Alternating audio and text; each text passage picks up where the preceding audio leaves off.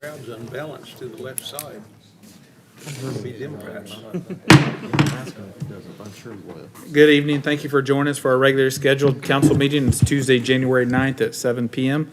Madam Clerk, if you'll call the roll. Charlie Davidson. Here.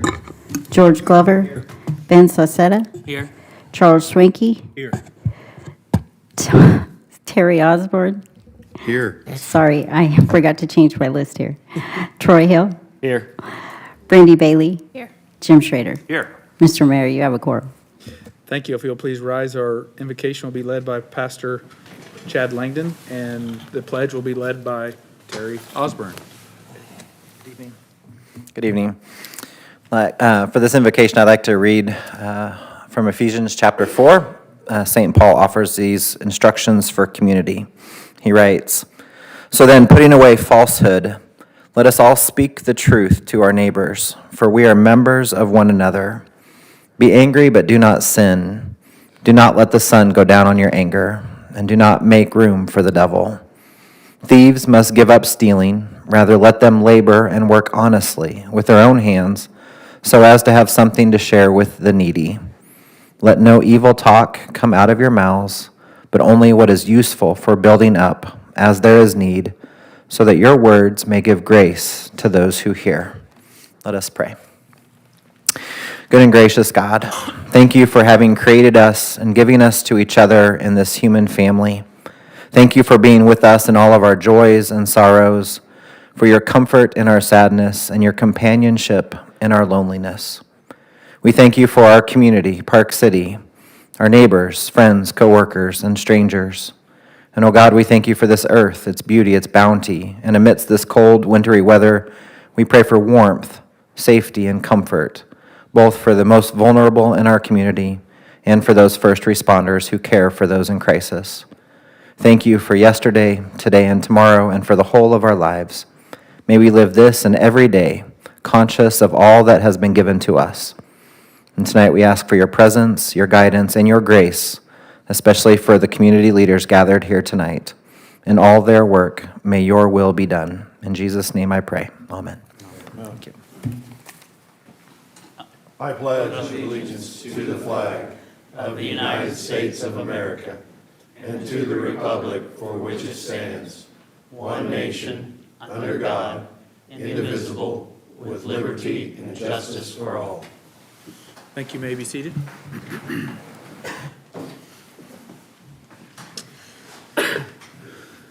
Okay, first we have approval of our agenda tonight. George. Yeah, I'll make a motion to approve the agenda. Jim. And I'd second that. Okay, we have a motion and a second. All in favor? Aye. All opposed? Motion passes 8-0.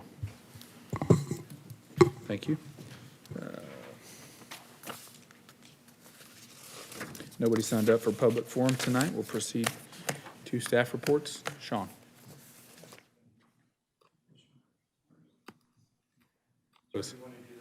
That'd be fine if the commissioner wants to come up.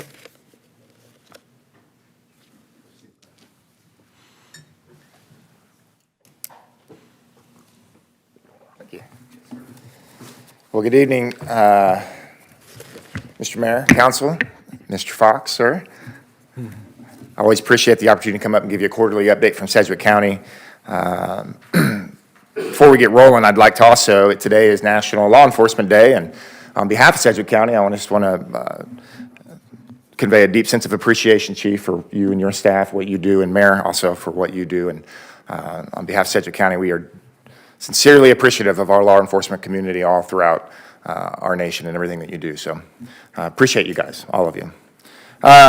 Again, thanks for this opportunity. I appreciate this because I think it's very important that our community sees that our city government and our county government working together in partnership. So these updates are an example of exactly that. I also think these are important because it gives me the opportunity to get feedback from the council and the people in Park City of how I can best serve your needs and your interests up here. So there's a copy up. My time's up already, Sean?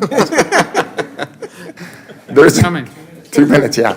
There's a copy of the Sedgwick County Legislative Platform that was provided to you. I'm not going to go over that, but for any questions you may have, you're welcome to reach out to me. We've actually gained a lot of ground in our relationship with our state legislature in the last year. It's one thing just to hand them a legislative platform, but what we've been doing is actually having legislative roundtable discussions on homelessness, foster care, other issues that are pertinent. So we feel pretty good about our legislative platform and the agenda that we're asking our South Central delegation to support. If you have any questions, feel free to reach out, and I'm happy to answer those. I want to go over a few opportunities as well as some challenges that we have as we move into 2024. Because we have both. There are opportunities, but there are significant challenges. Some of the opportunities that we see, and as you know very well, is there are big economic projects coming to Sedgwick County. We know that Integra is coming, Biomed Campus is coming, and those projects will be starting. Champtown up here will be starting as well. So there are significant economic development projects coming to Sedgwick County. In public health side of things, we also are going to have a CommCare crisis expansion. This expansion is going to go right next to, adjacent to the Biomed campus so that we have better collaboration with the folks there. The mental health hospital will break ground in 2024, and so will the City of Wichita's multi-agency center for homeless services. All of that will break ground here this next year in 24. We're also going to see a new election office and 30 new polling sites here in Sedgwick County. A desperate need to have more polling sites. That will happen again for this presidential election year in 24. And from a staffing standpoint, one of the big focuses that we had, and myself in particular, was staffing stability in Sedgwick County for our 46 departments. At the end of the year, the vast majority of our departments in Sedgwick County had over 85%, many of them over 90% staffing levels. And what that does is, as we know, is if you do not have staffing stability, it significantly impacts our capacity to perform good, efficient, effective services. So some of the staffing attention that we were given, the focus we gave in 23 and 24 is starting to materialize. The other thing that staffing stability does is it helps with morale. There was at one point in time, early in 22, where our 911 services were only staffed at about 60% level. So we had people sitting at screens, doing an incredibly important job, being the front line for emergency services in this community, sitting at a screen for 18 hours straight on mandatory overtime. That is not healthy. That's not good for morale. It's not good for this community. So staffing stability matters, particularly in public safety. So there are opportunities. There's challenges as well. Some of the economic growth opportunities that we see, and many more that are coming, this also puts incredible pressure on our housing market. Right now in Sedgwick County, our vacancy rate is at a 10-year low. We're at a 5.8% vacancy rate in Sedgwick County. If that number gets below 5%, we get into a situation of crisis just for supply and the capacity that we have. So the housing crisis is very real in Sedgwick County, and it's not just what we would deem affordable housing. Maybe housing development at all levels and all incomes and all price points. What some people don't realize is that some of the homeless situations that we've seen nationally in cities like Austin and Seattle and San Francisco, it wasn't just mental health and substance use that helped to fuel these things. The vast majority of the problem with homelessness that instigated and was the catalyst for homelessness in those three cities was economic boom, the tech boom, where people were coming into those communities and putting compression on the housing market and driving people into homelessness. Again, I just mentioned a few economic development projects that are coming. If we do not somehow get housing market stimulated in this community, we are going to see a crisis. We need development of housing, and we need it badly, and we need it now. The other thing that I believe to be a significant challenge is that the cost of government is increasing. There's no way around it. The cost of government's increasing. Now, I would say, particularly for Sedgwick County, but also from what I know in Park City, that the cost of government's increase is not on the back of frivolous spending. The increases that we're seeing in the cost of government is on the back of compensation, for the most part. Desperately needed compensation. And while that's a good thing, it also puts an incredible burden on our taxpayers and our communities. I would say, and this is my opinion, not necessarily the formal opinion of Sedgwick County government, but I think we're too dependent on property tax revenue in Sedgwick County. The cost of increase in government continuing to increase is a significant challenge that we are going to have to, deal with. And again, compensation is a good thing. It's a good thing. And we're going to, in first quarter of this year, we're going to see compensation adjustments for EMS, likely 911, and likely the sheriff's office at the first quarter in Sedgwick County. These are good things, but it also has an impact, is what we saw with the city of Wichita and their police department with their 11 or 13% raise. Sedgwick County government and the sheriff's office are going to have to we're going to have to respond. So we're other communities. So this is a challenge. Again, the cost of government is increasing, typically on the back of compensation, and we're going to have to get creative in how we deal with these challenges. A couple things as I finish up here. What I hope to accomplish for our district is a number of things. I talked about the cost of government. I think the best opportunity we have isn't necessarily going in with a sledgehammer and cutting costs. I think the best opportunity we have is reform. I think there's significant opportunities to modernize Sedgwick County government and to reform. And I truly believe that things that are not core services, which for us is public safety, public health, public works, things that are not core services, we need to look to partner, consolidate, collaborate, and try to find ways to find shared services and things that are redundant. I think it's a big opportunity. Functional consolidations all throughout Sedgwick County government are real opportunities. We see it with parks and recs. We see it with fire. Now, we're a fire district town here in Park City, but we have a neighbor to the northwest that isn't in our fire district. And I'm having several conversations about how we share services and reduce the cost of burden, or the cost of government to all of our joint taxpayers. So those are opportunities. Other opportunities we have is shifting some of those property tax dollars over to sales tax dollars. I commend some of the things that happened here in Park City this last year is you saw the need to reduce the burden of property tax and replace it with some sales tax to fund core services. I think those are conversations that have to continue to happen. We are too dependent on property tax revenue, and in my opinion, it takes a disproportionate burden on small businesses and those on fixed income. So I applaud what you did, and I think we need to look to do the same thing in Sedgwick County. And the last thing is we need to modernize our approach. We need to modernize our approach to some of the services we do. If you think about EMS, 35% of the calls for EMS are non-transports. Yet we're sending the big truck ambulances and 2 paramedics to many of these calls. There's opportunities to modernize with things called community paramedic models and things of that sort. I laid with you, also gave you 911, just an update from 911. 911 seems to be in the news here frequently as of late. There's an update about what's happening at 911, things that have happened since 2019. If you flip it over, you'll see some of the modernization strategies we're looking to deploy at 911. All ways, again, to cut the cost of government in this community, but also to perform better, more efficient, and effective services. Very important in public safety. So that's an update from Sedgwick County. I stand for any questions or comments or feedback. Thank you. Ben? Thank you, Commissioner. Glad to see you back. You got to participate in a great event yesterday. Yeah. I'll let you tell what that was, I guess. Yeah, so we have initiated in Wichita is now have a direct flight to Washington, D.C. So yesterday was the inaugural flight from Wichita to Washington, D.C. A lot of that is for economic impact and ease of travel, and that was one of the strategic plans, is try to get more direct flights out of Wichita to open up commerce here in the city of Wichita. So yesterday was the inaugural flight. We went with Senator Moran and Congressman Estes. Senator Marshall was there, and we took a large delegation out there and had a little party. So it was a lot of fun. Yeah, so thank you, and shout out to Jesse Romo and all of them at Yes. the Wichita Airport Authority. They're doing a phenomenal job. And the reality is what they're doing there is going to have an impact on what's happening here in our community as well, because especially Senator Moran has such a heavy focus on aviation and aerospace work, we know that we have the extreme capabilities of housing some of these businesses, possibly with different areas. So we're going to see the benefit of it. So thank you to the Airport Authority and all those that have helped make this a reality that we'll be able to benefit from. A couple things that you mentioned. One, the housing situation. Yeah, we're getting close to that, I don't want to say pandemic, I don't want to, but close to that level where we're going to be in dire straits. And I know that I want to say thank you to Sean and some of them that are working on plans of how we can help develop a better strategy here in Park City to help address this, because we have a lot of great possibilities ahead.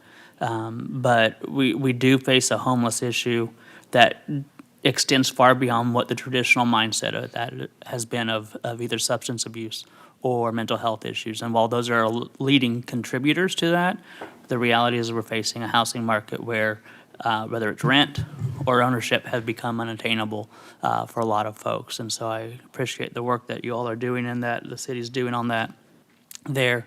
And then finally, I guess would be, I always get a little nervous when we talk about consolidation.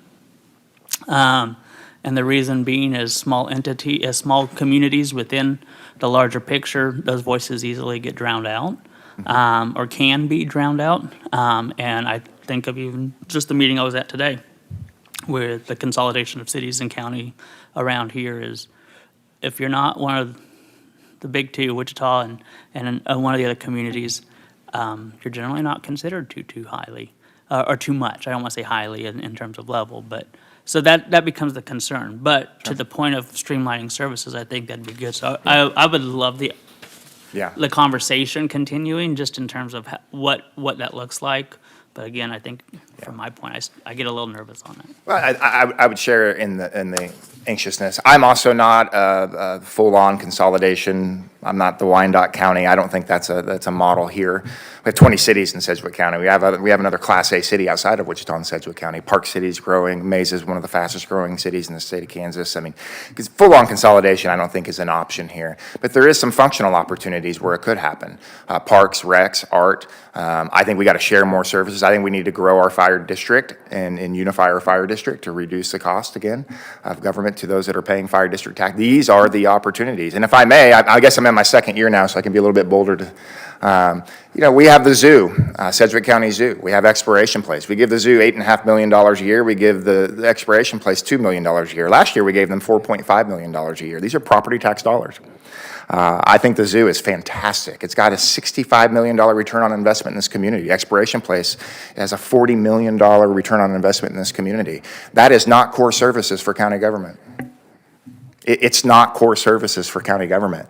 And anything that is not core service, I'm going to be an advocate that we can partner, consolidate, share service, and try to find other ways to not just perform the service to be more effective, but also to fund that model off of property taxes. So Sedgwick County government needs to stick to its core services. That way we can empower the cities to do the things they need to do for their communities.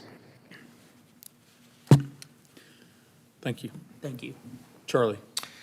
Commissioner, thank you for the update. Just a quick question on the Regional Psychiatric Hospital. I went to the informational meeting mid-December. I know Park City was one of 4 locations, and they said they were trying to decide by the end of the year, possibly. Do you have an update on where that's at? Yeah, so the 18th, we will get an update from the governor's office as to what their preferred location is. And then on the following meeting, I believe it's the 24th, we're either going to call a special meeting or the 24th to have a vote as to where Sedgwick County's official Board of County Commission preferred site would be. The final decision rests with the state, but we're working in conjunction with the state to make sure that we're on the same page as to where we believe this thing should go. This is a desperate need in this community, a desperate need. And because of the ARPA guidelines, there's ARPA dollars, federal dollars involved. There's very restrictive capacity to communicate some of these things. A lot of these things are done in executive session until the final decision is made, and then we'll be able to release some more information. I'm not on the advisory panel for that. The governor has an advisory board and advisory panel. When the 4 shortlisted sites were announced, I found out when you found out. But those sites, I believe, as your county commissioner, that there is a couple sites that are better than others on there, and I'll be advocating for what I believe to be the best solution for not just my district, but for this community as a whole. Thank you. Charles? Ryan, I want you to know I do really appreciate you making these stops here and Thank you. and keeping us updated. I think is very valuable, And then on you're talking about the core services, and I've thought a lot about what's a core service and what's not a core service. Then there's some non-core services that really can have to be furnished by, the city government, so that's a really, really tough line to draw. And I don't think you probably can't draw a straight line on that at all, but I think you're right on the fact that what has to be hit first is the core services, And Only other question is, when is your dad gonna have that bowling lanes ready? He's working on that thing. I probably get more questions about my dad's bowling alley than I do property taxes, so. He's pretty excited about that thing, and I think they're gonna break ground here at the He end of is. January, early February, yeah. My dad's been in the bowling business for 40 years, and he retired a year ago just to announce that he's coming out of retirement. We couldn't keep him retired, so I appreciate you asking. I'll pass that along. He'll have you working out there part-time. Yeah, Tom Brady's my father. Yeah, he will have us working out there, I'm assured of that. So thank you for asking, I appreciate that. Okay, that's all the questions I have. I just had one thing I want to pass. I feel like I'd be remiss if I didn't pass along. You mentioned the hospital, you'll be advocating for the best location. As far as our community, I feel like our job and my job is to advocate for our community. And I just wanted to say, from our city, we have grave concerns with the site that's located within our city. Yeah, So. yeah, noted, We duly also noted. hope that you pick a very good site, but we hope you consider surroundings of the site selection. Yes, certainly so. No, duly noted, and I appreciate that. Thank you. Thank you.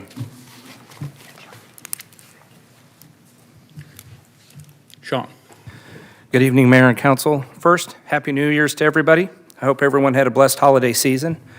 As far as infrastructure and improvement updates, first is Arena Drive. As I had mentioned back in November, they were working on the grading. The grading is complete, and they have started installing the water and the stormwater drainage for that project. They're about 85% complete, but due to the weather, naturally, there's delayed, yet still hoping to have that complete by February, the end of February. As an update on two of our newer residential neighborhoods, both Prairie Hills 4th and 7th were completed in December. They were inspected and accepted by the city. Prairie Hills 4th has one or two items still left on their punch list, but nothing that would hold up the developer from starting new construction on the homes. And with our year, we finished with 103 residential building permits, which makes 2023 our highest year in the last 5 years. So that's good news. Other infrastructure at our old sewer plant, we talked about construction of the new building that's going to house the electrical components and the variable frequency drives. And that has been somewhat, again, delayed due to weather, holidays, et cetera. But as we mentioned previously, absent of an enclosed building at this time, Shelley Electric has already started placing and installing the VFDs. And we still anticipate that there's going to be a lull in the process as we're waiting for the electrical panel that's been on back order for several months. Finally, on infrastructure, when it comes to the Jacksonville intersection, we all understand and acknowledge people's frustrations with the intersection as it has continued to deteriorate and not live up to our expectations. We've indicated before that the underlying problem is the need for a French drain system to be installed under the intersection. And on January 18th, those results will be brought in we're going to have a bid opening on the 18th, and then those results will be brought to council on the 23rd for approval. In other areas, we recently received our monthly report from CCUA and are happy to report that there were 0 permit exceedances for the month of December, so kudos to both Park City and Bel Air. There is still a lot of work to be done, and nobody's claiming victory by any means, but it does appear that some of our initial testing and industrial pretreatment efforts have had somewhat of a positive impact on those. Next week, Sedgwick County will be installing a ballot drop box for voting behind the concrete wall that's just in front of City Hall. This will allow Park City residents another way to vote. Sedgwick County is also discussing with Hartman Arena currently the possibility of using that as an additional polling place in the future. So those are all good things for Park City.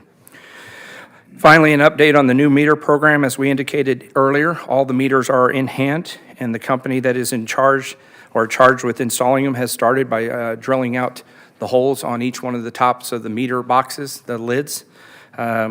Once the weather gets a little bit better, then they plan on starting to install the meters themselves. So that's going to be an ongoing process for several months going forward. And then finally, this is just a reminder about the upcoming council orientation and retreat. It's going to be on Saturday, January 20th in North Riverside Park, and we're going to start at 8 o'clock in the morning. That's all I have, sir.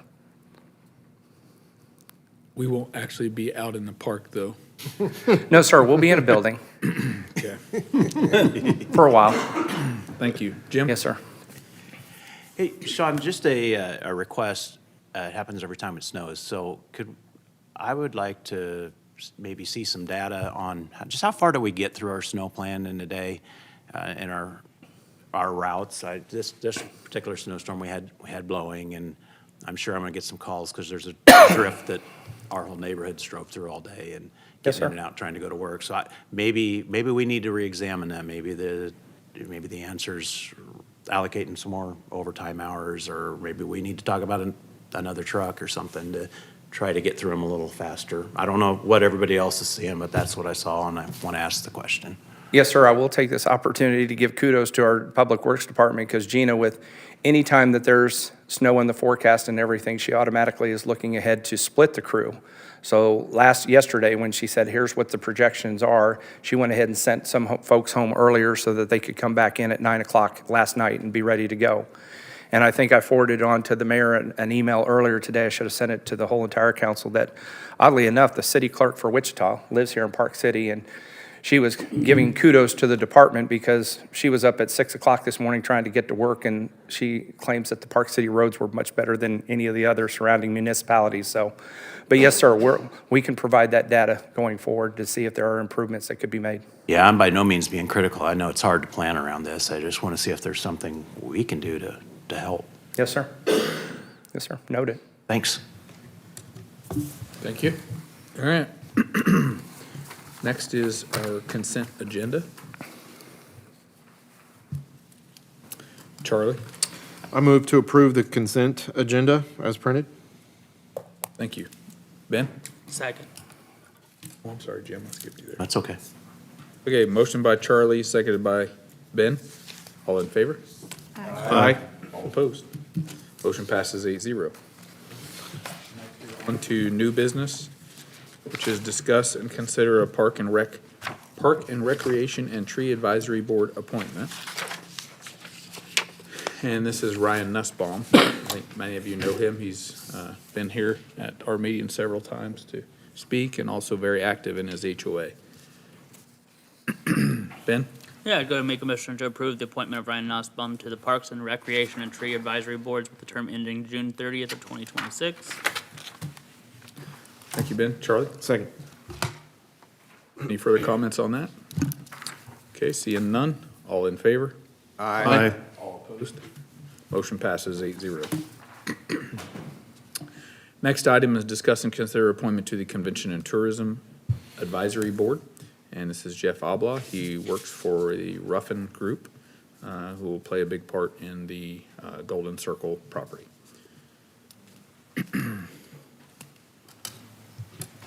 Charlie?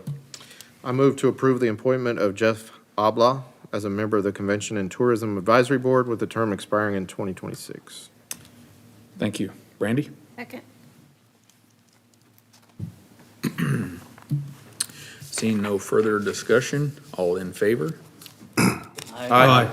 All opposed? Motion passes 8-0. Move to item 9.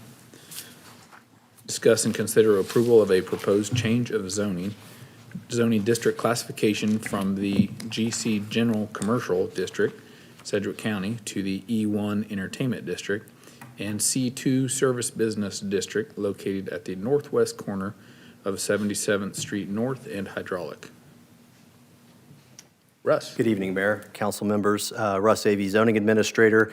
The first two of 4 planning items that we have on tonight's agenda deal with the Golden Circle Casino, or the old Wichita Greyhound Park at the northwest corner of 77th and Hydraulic. The Planning Commission recommended approval of the zone change 6-0 during their December 18th meeting.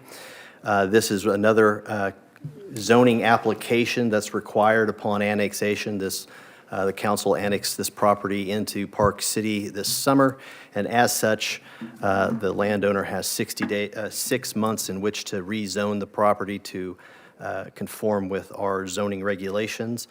This confirms that. The property had already been zoned general commercial in the county.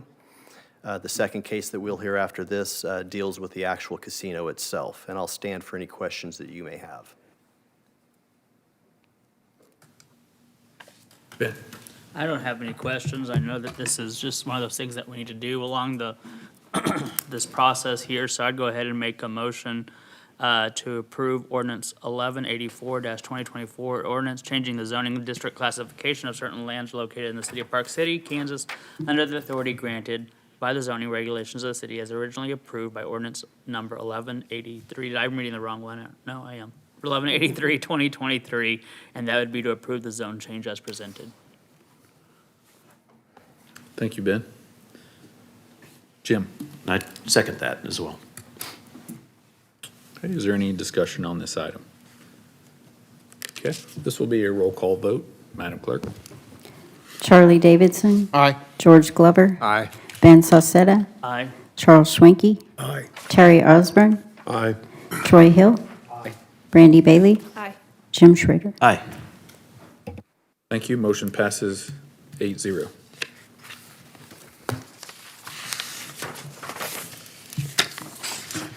Okay, we're on item 10. Discuss and consider approval of a special use to permit a casino and historic horse race used to be built on the property zoned E1 Entertainment District located at the northwest corner of 77th Street North and Hydraulic. Russ? Thank you, Mayor.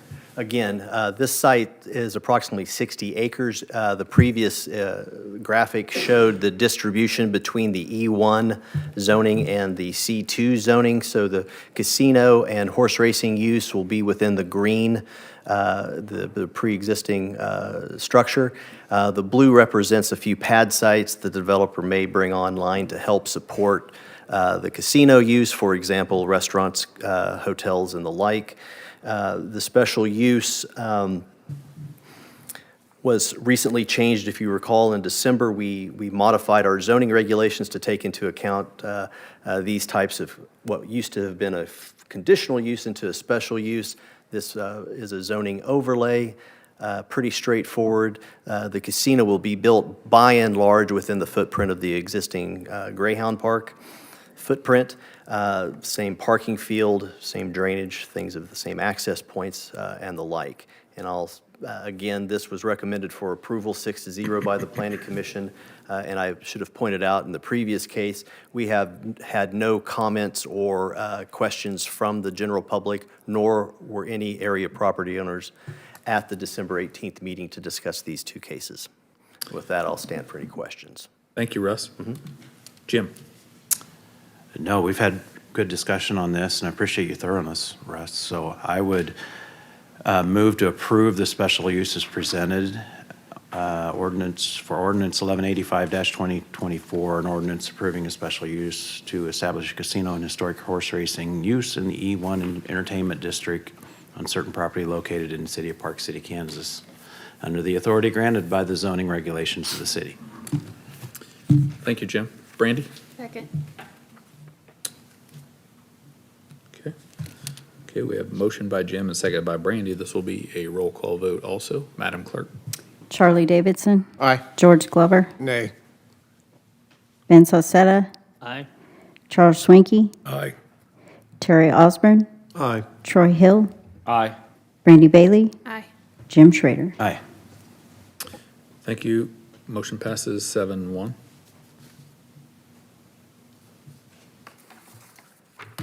Next, we're on to item 11.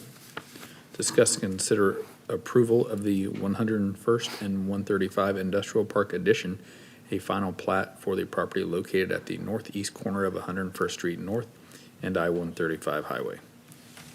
Thank you, Mayor. Russ Avey, Subdivision Administrator. In July, or in the summer of 2022, we had approved a zone change from C2 to R2, R1, on the east half of the property shown here. The developer had the entirety of that acreage zoned C2 Service Business District and was getting some indications or some market potential for large lot, 5-acre home sites on the eastern half. That zone change was approved, and we are finally now seeing the final plat of that project, which shows a road coming up from the south off of 101st Street, curving to the west to serve the 3 commercial lots, and then to the east, bisecting the eastern half, is a cul-de-sac road serving, I believe, 10 residential lots. The recommendation of the Planning Commission was approval unanimously. The zone change did bring out several Keachai residents that was concerned with the density of the residential development. We saw no public input on this plating matter in December. So with that, I'll stand for any questions that the council may have. Thank you, Russ. Ben? So out of curiosity with the plat here, do we have, is there plans already in place for some of the commercial side or the moving forward that the developer has already, or? So the imminent development interest is to the east for the residential. The C2 on the western half of this, as you may have recalled with other zoning cases, specifically the special use for a truck stop at 85th Street and the interstate, during that discussion and follow-up discussions, we still have that issue of capital expenditure to bring infrastructure, primarily sewer, up to serve that property. It's approximately 1.1 miles or 1.5 miles from the site. That's going to be the largest impediment to seeing interest on this location. Whereas the residential, large lot residential can go on-site wastewater as well as rural water district. I hardly see 10 residential properties as creating too much density up there, so I have no issues with this. Okay. Charlie? Yeah, I didn't have any further questions, so I make a motion we approve the final plat as presented. Good.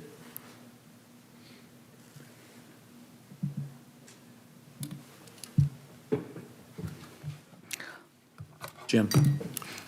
I'd second that. Sorry, thought somebody had already buzzed in. Okay. We have a motion and a second. All in favor? Aye. Opposed? Motion passes 8-0. Item 12, discuss the Park Center Master Plan. Russ? Thank you, Mayor. We had, as part of our December 18th Planning Commission agenda, a one-step final plat for the Park Center addition prepared and provided by PEC. The discussion during that Planning Commission meeting quickly got off the rails as several members of the Planning Commission felt that what was presented as far as the final plat, which is the lot layout, is kind of one of the final implementation pieces in a development project such as the Park Center Downtown Master Plan. There were several members, and by 10 minutes into the discussion, we probably had a fairly widespread consensus among the Planning Commission that there were more questions than we had answers for. PEC sent a representative to try to answer some of those questions, but the commission felt like there was a disconnect between what was discussed 4 years ago in the conceptual planning, the visioning stage of the project. Then it transitioned to a more refined concept plan, and then ultimately, I believe you acted within the last 6 months on what had become the Park Center Master Plan.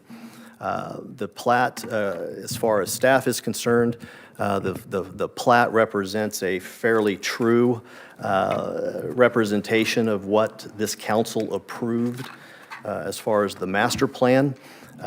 Staff recommended approval of the final plat, but again, with several questions related to the project's conformance with the plan, the commission voted unanimously to defer until their January 22nd Planning Commission to take final action on that. You will see that plat either on the 23rd or the first meeting in February. So, not being all that bright myself, I thought, well, maybe the only thing we could do to kind of get it off of high center is to reaffirm the council's decision, and I simply don't have that date. I feel like it was in July of '22 that you had seen this master plan developed by PEC. To reaffirm that, yes, the design of the master plan conforms with the vision plan. And as you could see without overlaying it, the final plat as presented truly does conform to the conceptual layout shown on the screen. So following that meeting, I believe it was Mr. Fox that had gone through the initial plans and determined that we were almost plus or minus one dwelling unit from the same mix of residential and commercial. I think that was probably one of the biggest instigators was several planning commissioners felt that there was too much of a residential component to this plan as opposed to a downtown core, business core type of land use. So with that, I'll stand for any questions that I may or may not be able to answer, but that's kind of what we're looking for to help direct the Planning Commission's decision on the final plat, is that whether or not,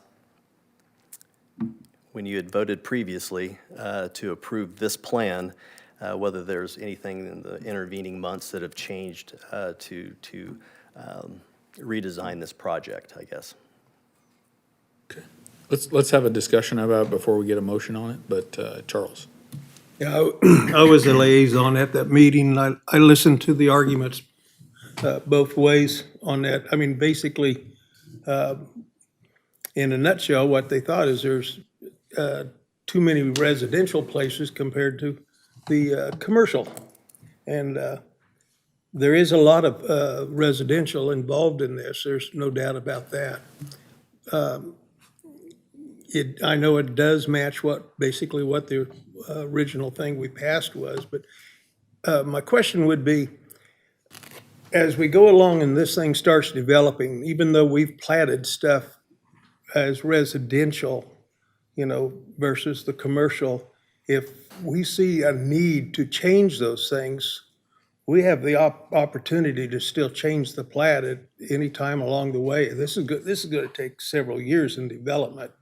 So we might see something that where we'd like to change.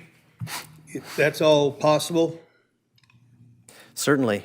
So just a quick overview of the background of the zoning of this property. So several years ago, we crafted and approved an amendment to our zoning regulations to add a very unique and specific zoning district for this property called the Downtown District. The Downtown District opens up a list of land uses that include residential, different types of residential from multifamily to single family, also assisted living and care homes for senior living. It allows pretty much a broad spectrum of light commercial uses. So any one of these pieces of property, even though they're colored different on this exhibit, they are all of the same zoning district. So for example, along the south, along Prairie Hills, although you wouldn't want that, those two lots could potentially be offices, for example. We wouldn't necessarily want that up against Prairie Hills Edition. But yes, you're right, that mix is interchangeable depending on market demand, and that's simply just the reality of these types of large-scale projects.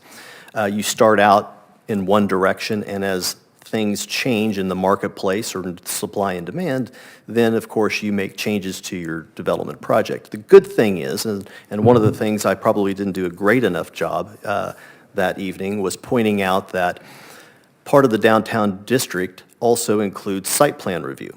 So we will be a partner with the development team every step of the way, because what they're proposing right now is probably, at least in my opinion, the best foot forward. The best initial step. This plan, I think, is great. It provides about 400 dwelling units, individual dwelling units, and again, from single-family units to multifamily units. So we all know that rooftops drive the retail component of this plan. So there again, there's a symbiotic relationship amongst these different land use and the different mixes in the land uses. So from that standpoint, I think this is a good first initial step. As we progress, we will all be playing a part in deciding each and every lot's development. We have a fairly comprehensive list of design requirements for any development within this footprint. So there again, I think we've taken care of a lot of issues up front with how we worked the zoning district into place. PEC and the developers are coming right in line with, in my opinion, right in line with what we had always envisioned for that project. Whether there's a discrepancy in the mix of uses or the style of uses, that's one thing. But there was concerns about site-specific issues. For example, businesses up there in that kind of light orange in the north and northeast corner on 61st Street. There was concern, and there was concern when we did the zoning district that there would be businesses. Are the businesses going to orient to 61st Street, or are we going to see the rear of these buildings? Those questions will be answered, and the residents to the north will be protected through this site plan review process. So there again, I think, didn't really know what to do with it on the 18th, other than to bring it up to reaffirm whether or not the council had made any type of change to their desires of how this property would develop. But again, in staff's opinion, if you overlay the plat as submitted over the top of this concept plan, it marries up quite nicely. Thank you. Thank you, Charles. Troy. My list isn't updated either. How is this any different from the one that was approved last? You said you made some changes. What were the changes? Specific to this, or are you talking about the last agenda item? No, to this. So, projects of this nature start out by holding public input sessions. And that's when I started working with the city of Park City. It was about 4 years ago, 4.5 years ago. Sean had set up with the consultants out of Kansas City a series of public engagement meetings to basically answer the question, the city has control of this property. Park City, by its evolution, never really had a true downtown core area that's identifiable. Can we create something similar to that for Park City on this property? And so Confluence, the consultant out of Kansas City, came in and held a series of workshops. And those workshops simply spitball kind of what it is the community would like to see here. And it comes up with a plan, a conceptual plan that's very, very vague. If you would look at it from an engineering standpoint, you're like, you can't build this. It's just a bunch of bubble diagrams with sweeping. It's very fanciful. And so then you sell that idea, and the city took that out to try to partner up with the development team to take it in the next evolutionary step, which is to take that bubble diagram conceptual plan, refine it into something that's buildable. So the initial concept plan had a street layout that was dissimilar to what this plan ultimately became. Why? Because this plan probably makes use of pavement much more efficiently. It conforms to more traditional development patterns, which makes it more marketable. The further away you go from a typical design, especially in our location, the less likely, the more problematic it may be to sell the project to ultimate end buyers. So from that standpoint, and then over time, we had Prairie Hills third edition, I believe, come online, which the council heard from a number of upset citizens to the south of this project about street connection. So then street connections really became a focal point, I presume, for PEC when they're working with the development team, their client. So I think it kept true the initial concept design. We wanted park space, we wanted walkability, and you're going to get that in the southeast corner and along the eastern edge. We wanted public spaces. We had talked about farmers markets and perhaps an amphitheater area. You're going to see that in the pea green in the center, just to the south of the roundabout. It just looks different. We kind of had a teardrop shaped, oriented northwest to southeast type of open park area. This is a little bit different. There's a street running through it. But ultimately, they took that initial concept plan, prepared this plan, and then brought it to the council for approval. So really the modification from the conceptual, the very, very generalized conceptual plan to something more workable, we can plan and engineer off of this type of site plan, had already taken place with the council earlier this year. So whether there was a disconnect between what members of the Planning Commission or the general public, for that matter, although no one came to speak on this item either, that discussion probably should have happened before this plan was approved, which I guess is why we're bringing it back to, it's like, are you sure we want to jump? Because again, the plat is the final type of pre-construction. It's the major thing. The next step would be engineering plans and getting this physically built. Okay, thank you. Yeah. Ben? Yeah. I guess maybe to Troy's point here, and some of us were on when we started this project 4.5 years ago. And yeah, just as you mentioned, conceptual ideas is what you use to market. And so there's no real necessarily huge market analysis done behind it, specifically related to what works, what doesn't work, what's the best at the time. And also in 4.5 years, the market has changed quite a bit in terms of we've gone through COVID and we have seen a number of changes in economics or in our economy. So I get the change on there. I appreciate the feedback that we're getting from the zoning commission because one, it tells us they're taking their job very seriously on what they're seeing, what they're doing, and everything like that. So I appreciate that there. I don't want to lose that town center feel with anything that we do there. That's the whole purpose behind what we did in purchasing the land 5 years ago, 6 years ago almost now, and where we're moving forward with that. But it does seem that the plan also keeps that portion, but also addresses even the needs that we heard just from a few minutes ago from Commissioner Beatty, and that housing is going to be an issue that we have to be willing to and ready to address there. And it can look in various forms there. And just so I make sure I understood, from July, this is the same conceptual map from July that we went through and everything. And I had the same concerns then as far as the amount of residential, but I also know that we're asking private industry to come in based upon their analysis and their needs and produce something that they can sell. And so I do appreciate the feedback that we heard from zoning. There's not really much I think that we could change necessarily in terms of adjusting the housing side of it, just again, because I don't want to get too far. As long as we're getting the general idea of what we've asked for from the very beginning, I don't want to get too hard on private industry and telling them you need to change something that they're not going to be able to market as much. So that's my thoughts on it right now. Jim?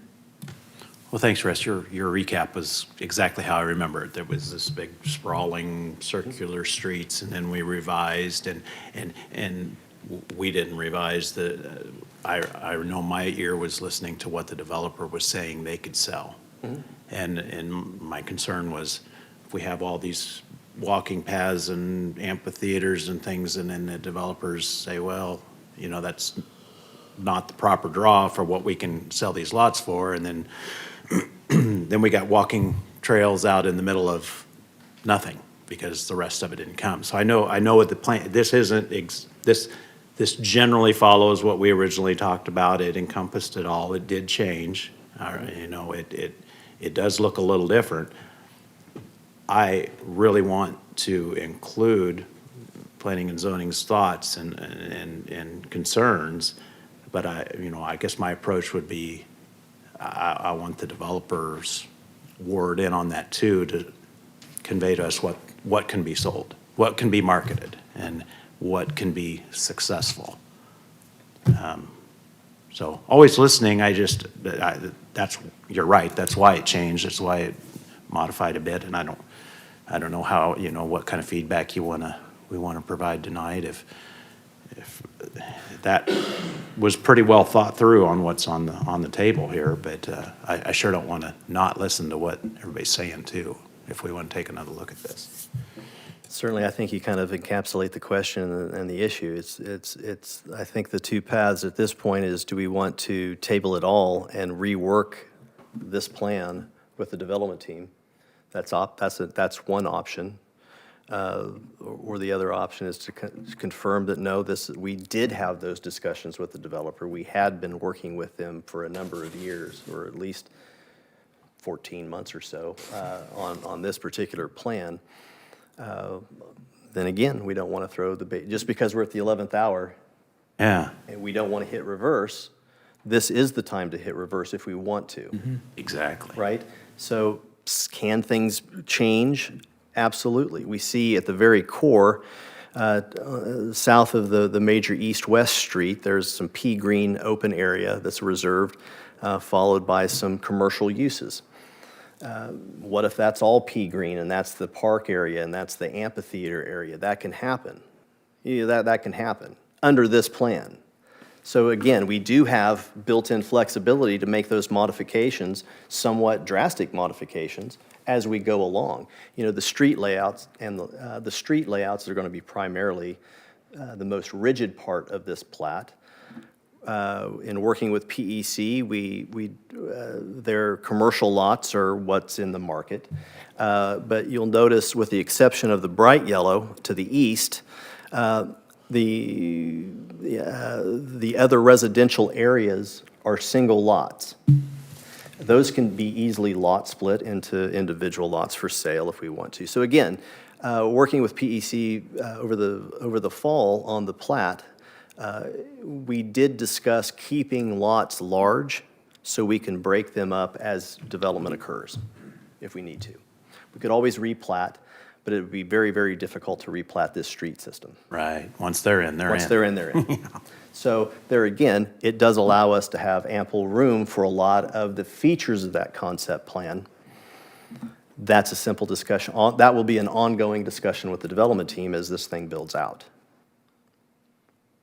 Just to try to help, and I'm just one voice up here, but just try to help you get some resolution. Sure. What harm does it do to let planning and zoning have that discussion with the developer in the room to answer any questions they have?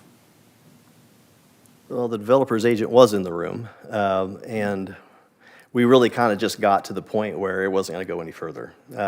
She had answered questions. I had tried to answer questions in support of the plat.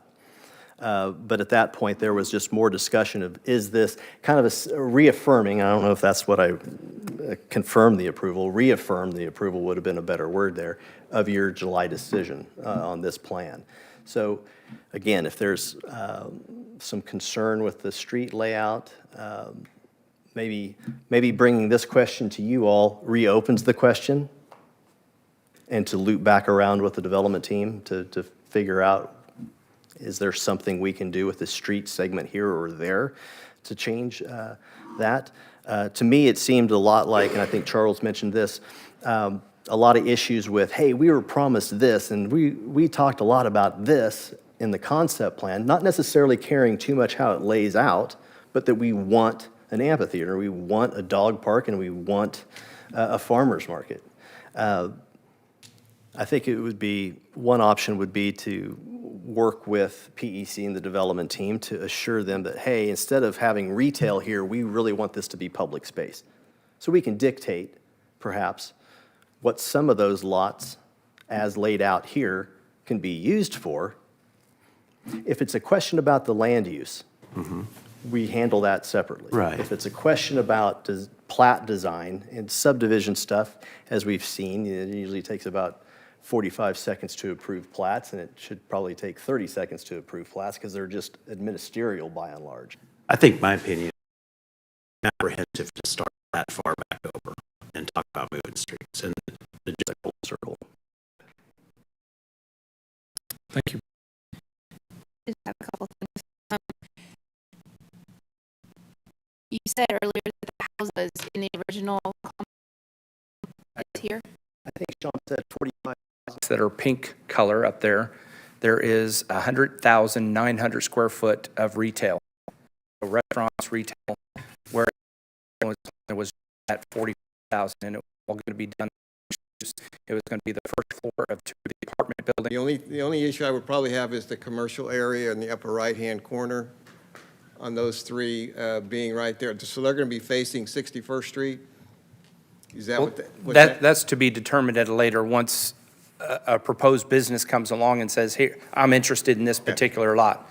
We, as part of the site plan, we could take a look at that and say, no, we wanted to make certain that it's turned to the south, oriented to the south. Or we could say that we want you oriented towards the north. That's to be determined once a viable use is identified. And Same way on the bottom three on the left, too? yes, sir. Okay.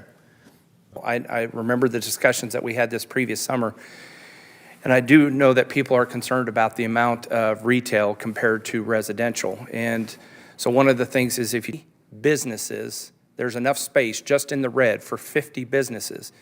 And I think that we would all concur that if we had 50 businesses in our downtown, that's come off that roundabout, you can only go one way down and circle around and come back. So that way, it's more a very private type setting to where if the city ever wanted to.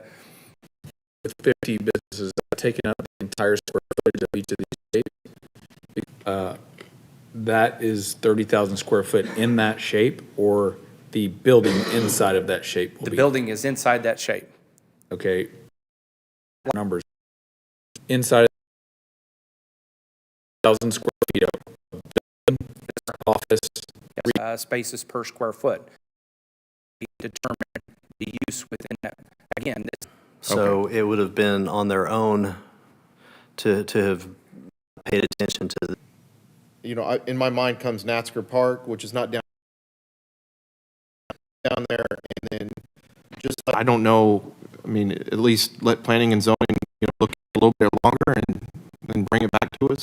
We had approved the conceptual plan with Confluence. So at that point, that's when we're engaging, and we want is to try to create more buildings or more space that